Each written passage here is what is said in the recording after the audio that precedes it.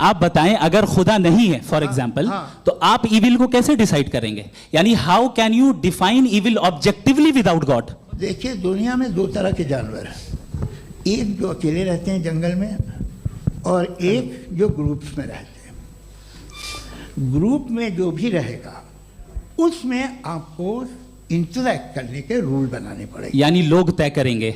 लोग तय करेंगे। अगर लोगों ने ये तय किया कि किसी का रेप करना सही है, आप जस्टिफाई करेंगे? नहीं, आपका फाउंडेशन तो ये हो गया ना कि लोग ही विल डिसाइड करेंगे। नहीं।